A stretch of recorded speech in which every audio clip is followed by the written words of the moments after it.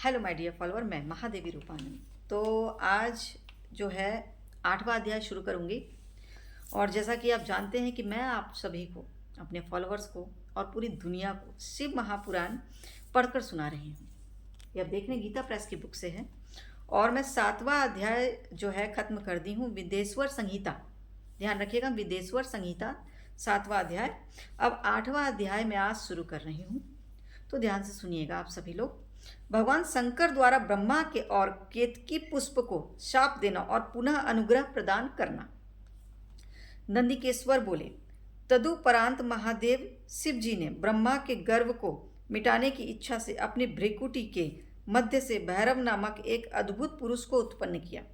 उस भैरव ने रणभूमि में अपने स्वामी शिव जी को प्रणाम करके पूछा कि हे प्रभु, आप शीघ्र आज्ञा दे, मैं आपका कौन सा कार्य करूं। शिव जी बोले, हे वत्स, ये जो ब्रह्मा है वे इस सृष्टि के आदि देवता हैं। तुम वेग पूर्वक तीक्ष्ण तलवार से इनकी पूजा करो, अर्थात इनका वध कर दो। देखिए, तब भैरव एक हाथ से ब्रह्मा के केस पकड़कर असत्य भाषण करने वाले उनके उद्धत 5वें सिर को काटकर हाथों में तलवार भाजते हुए उन्हें मार डालने के लिए उद्यत हुए। हे सनत कुमार, तब आपके पिता अपने आभूषण, वस्त्र, माला, उत्तरी एवं निर्मल बालों के बिखर जाने से आंधी में झकझोरे हुए केले के पेड़ और लता गुल्मों के समान कंपित होकर भैरव के चरण कमलों पर गिर पड़े। हे तात, तब ब्रह्मा की रक्षा करने की इच्छा से कृपालु विष्णु ने मेरे स्वामी भगवान शंकर के चरण कमलों को अपने अश्रु जल से भिगोते हुए हाथ जोड़कर इस प्रकार प्रार्थना की, जैसे एक छोटा बालक अपने पिता के प्रति टूटी फूटी वाणी में करता है। अच्युत बोले, हे ईश, आपने ही पहले कृपा पूर्वक इन ब्रह्मा को पंचानन रूप प्रदान किया था, इसलिए यह आपके अनुग्रह करने योग्य है। इनका अपराध क्षमा करें और इन पर प्रसन्न हो। भगवान अच्युत के द्वारा इस प्रकार प्रार्थना किए जाने पर शिव जी ने प्रसन्न होकर देवताओं के सामने ही ब्रह्मा को दंडित करने से भैरव को रोक दिया। शिव जी ने एक सिर से विहीन कपटी ब्रह्मा से कहा, हे ब्रह्मा, तुम श्रेष्ठता पाने के चक्कर में सठे सत्व को प्राप्त हो गए हो, इसलिए संसार में तुम्हारा सत्कार नहीं होगा और तुम्हारे मंदिर तथा पूजनोत्सव आदि नहीं होंगे।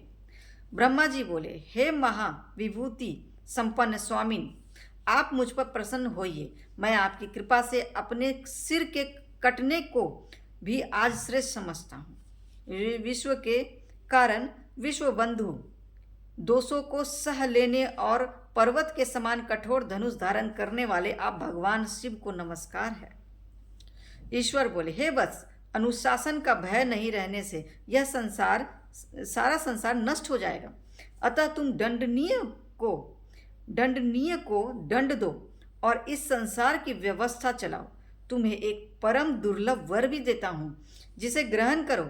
अग्निहोत्र आदि वैतानिक और गृह यज्ञों में आप ही श्रेष्ठ रहेंगे। सर्वाग्यपूर्ण और पुष्पक दक्षिणा वाला यज्ञ भी आपके बिना निष्फल होगा। देखिए, तब भगवान शिव ने झूठी गवाही देने वाले कपटी केतक पुष्प से कहा, अरे सठ केतक, तुम दुष्ट हो, यहाँ से दूर चले जाओ। मेरी पूजा में उपस्थित तुम्हारा फूल मुझे प्रिय नहीं होगा। शिव जी द्वारा इस प्रकार कहते ही सभी देवताओं ने केतकी को उनके पास से हटाकर अन्यत्र भेज दिया। केतक बोला, हे नाथ, आपको नमस्कार है। आपकी आज्ञा के कारण मेरा तो जन्म ही निष्फल हो गया है। हे तात, मेरा अपराध क्षमा करें और मेरा जन्म सफल दें। जाने अनजाने में हुए पाप आपके स्मरण मात्र से नष्ट हो जाते हैं। फिर ऐसे प्रभावशाली आपके साक्षात दर्शन करने पर भी मेरे झूठ बोलने का दोष कैसे रह सकता है। उस सभा स्थल में केतक पुष्प के इस प्रकार स्तुति करने पर भगवान सदाशिव ने कहा, मैं सत्य बोलने वाला हूँ, अतः मेरे द्वारा तुझे धारण किया जाना उचित नहीं है मुझे, किंतु मैं ही अपने विष्णु आदि देवगण तुम्हें धारण करेंगे और तुम्हारा जन्म सफल होगा और मंडप आदि के बहाने तुम मेरे ऊपर भी उपस्थित रहोगे। इस प्रकार भगवान शंकर ब्रह्मा विष्णु और केतकी पुष्प पर अनुग्रह करके सभी देवताओं से स्तुत होकर सभा में सुशोभित हुए। तो ये था 8वां अध्याय। तो मैंने श्री शिव महापुराण गीता प्रेस की ऑथेंटिक बुक है, भारत में मानी जाती है, पार्ट 1 है ये।